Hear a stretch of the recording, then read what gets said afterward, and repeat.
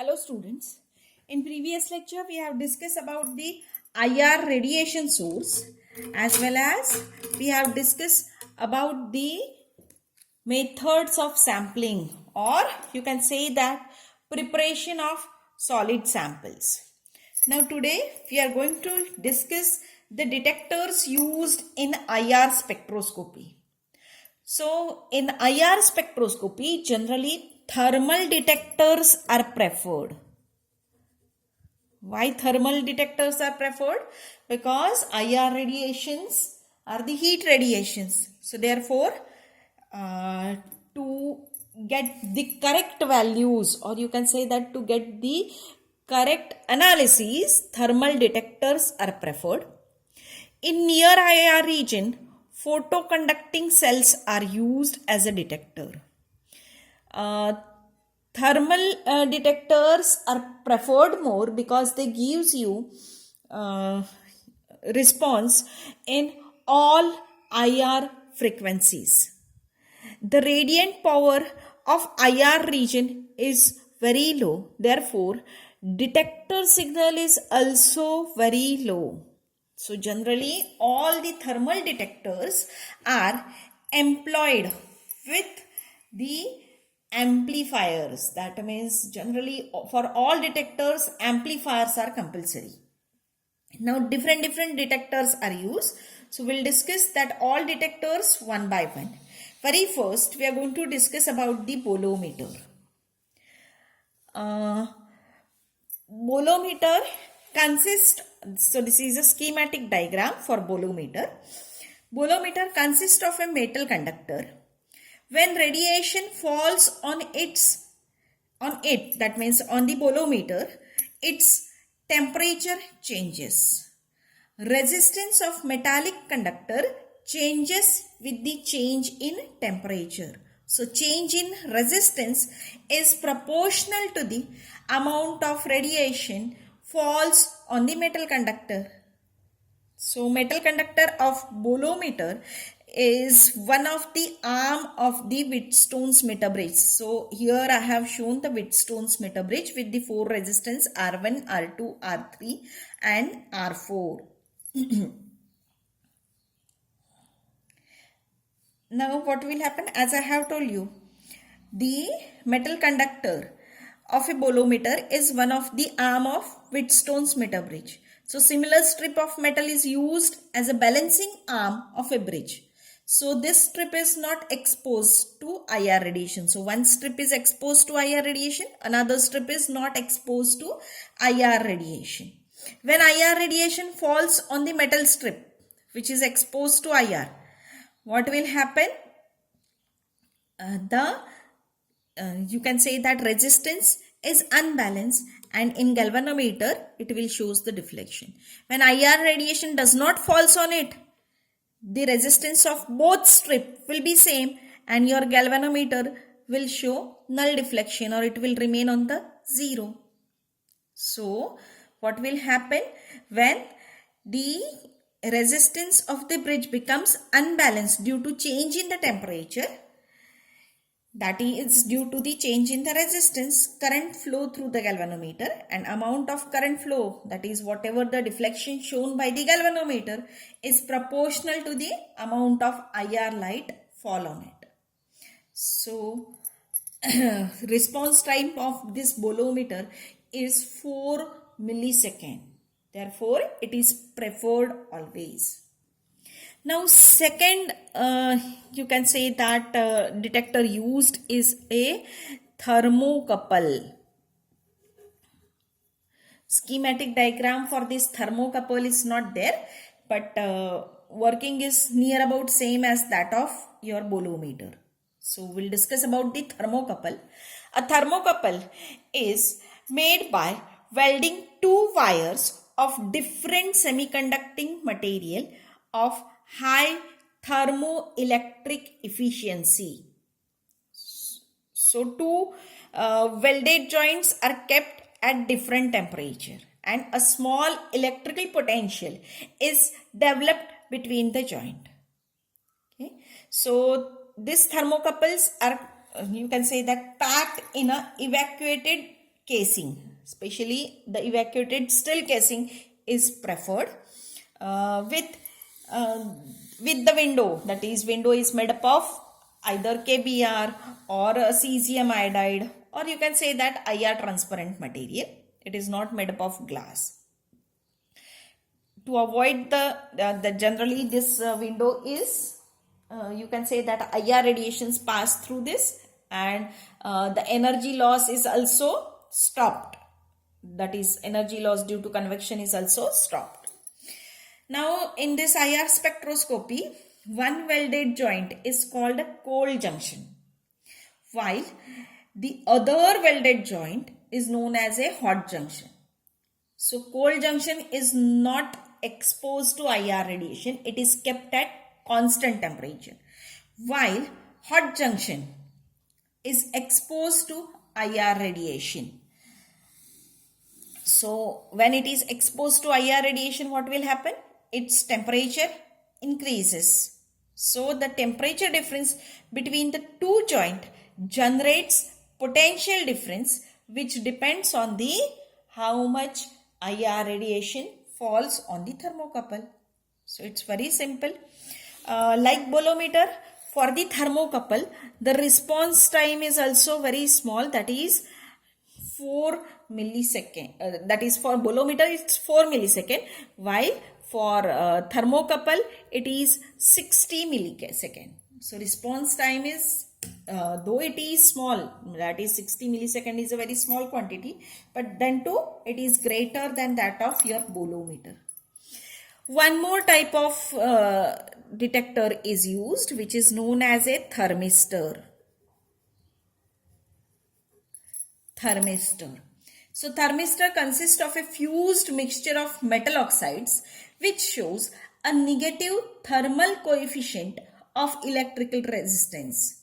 This enables use of thermistor in a same way as that of bolometers. So here it is similar to that of your bolometer and thermocouple, but thermocouples are not used. Instead of that, metal oxides are used.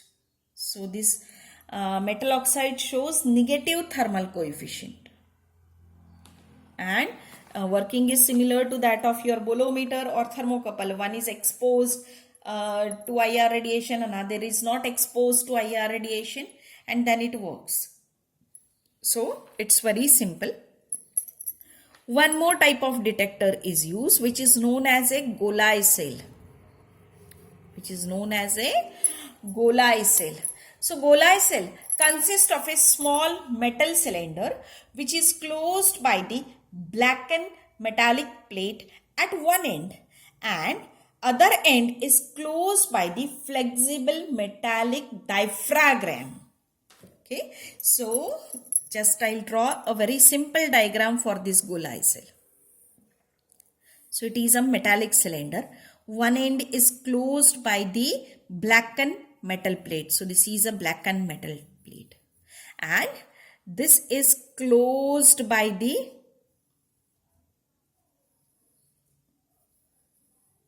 you can consider this as a diaphragm. This is a flexible diaphragm. And this, you can say that metal cylinder is well sealed. Okay, this metal cylinder is filled with the xenon gas. Okay, so it is filled with the xenon gas. Now what will happen?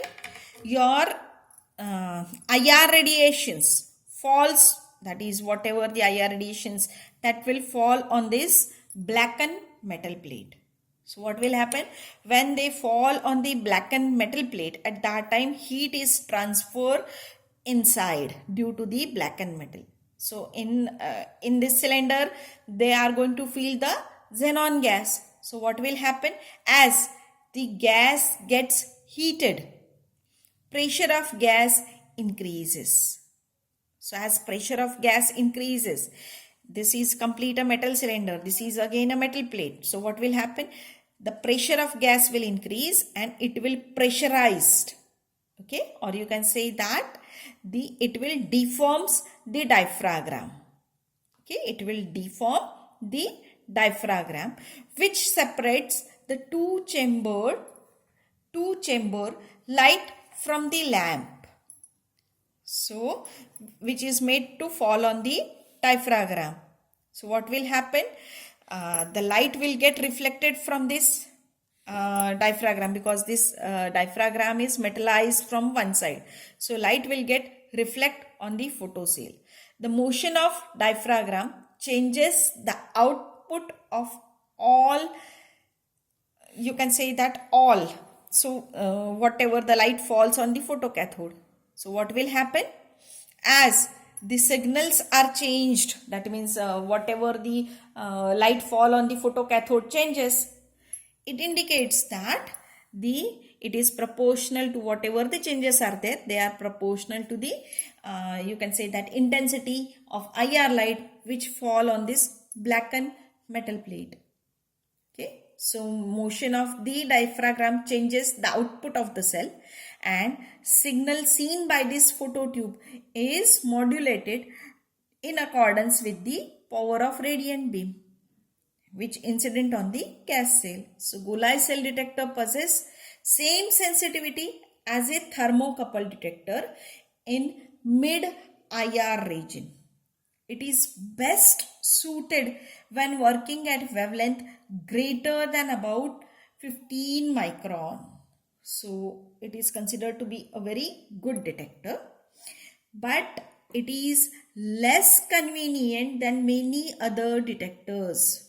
Why? Because it is more expensive as well as bulky. Because though I have shown you a very small diagram for this Golgi cell, but then too it is bulky as well as it is expensive. So better you can go for bolometer, thermocouple or thermistors.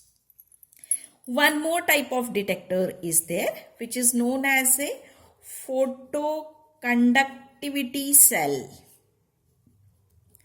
Photoconductivity cell. Now, what is this photoconductivity cell? That we'll discuss. So, this is a non-thermal detector. That means 1, 2, 3, 4 which we have discussed, these are all thermal detectors. Especially in case of IR radiation, we are preferring the thermal detectors. But remaining two which we are going to discuss, that are the non-thermal detectors. Now, what is mean by this non-thermal detector? That we'll discuss.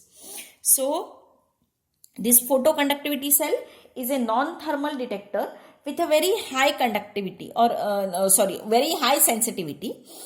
It consists of a thin layer of lead sulfide or lead telluride which is supported on a glass and enclosed in a evacuated glass envelope. Okay, so what is there? In photoconductivity cell, there is a glass envelope in which a thin layer of lead sulfide or lead telluride is there. Okay, when IR radiation is focused on this lead sulfide or lead telluride surface, its conductance increases. Why its conductance increases? Because due to IR radiation, temperature increases, and due to that, you can say that its conductance increases. So, this causes more current to flow, and hence whatever the more current flow, that is proportional to the amount of IR radiation falls on that surface. Okay. Its response time is very less. That response time is 0.5 millisecond. So, therefore, it is highly sensitive detector. So, it has a very high sensitivity. It has a very good speed of response in IR detection, but it has limitation that it suffers from many practical disadvantages. When it is operated at room temperature, it has a very restricted range, usually limited to near IR. In this, that is the range, if you want to increase the range, it can be broadened by the drastic cooling. So, these are some limitations of photoconductivity cell. Now, one more type of, you can say that non-thermal detector is there, which is known as a pyroelectric, pyroelectric transducer. Pyroelectric transducer. These are constructed from the single crystalline wafer of pyroelectric material, which are insulators with very special thermal and electrical properties. Okay, so these pyroelectric transducers are made from the single crystal wafers, which have a, you can say that, which are insulators, or you can say that dielectric materials with very special thermal and electrical properties. So generally, triglycerine sulfate is a pyroelectric material which is used in this transducer. So what happens exactly in this? When electric field is applied across any this material, the electric polarization takes place. Magnitude of polarization depends on the dielectric constant of the material. So for most of dielectric material, this induced polarization rapidly reduces to zero when external electric field is removed. But pyroelectric substances retain polarization, that is, they are strong temperature dependent. So after removal of external electric field, you can say that the polarization remains or retains. So pyroelectric crystal is sandwiched between two electrodes. Out of the two, one electrode is transparent to IR radiation. So suppose this is a pyroelectric material, then it is sandwiched between the two electrodes. Out of this, suppose this is transparent to IR radiation. So when it is irradiated to IR light, it alters the charge distribution across the crystal. So this charge distribution is detected as a current in an external circuit. So these are connected externally. The magnitude of current is proportional to the surface area of the crystal and the rate of change of polarization with temperature. Pyroelectric crystal lose their residual polarization when they are heated to temperature known as a Curie temperature. So for this type of, that is for triglycerine sulfate, the Curie point is 47 degrees. So when you are going to, that means when this electrode is, or you can say that this is exposed to higher temperature, or you can say that more intense IR radiation, which increases the temperature of the crystal more than 47 degree, at that time they will lose their residual polarization. So these pyroelectric transducers exhibit very fast response time. Therefore, most of FTIR, that is Fourier transform infrared spectrophotometers, use this type of transducers.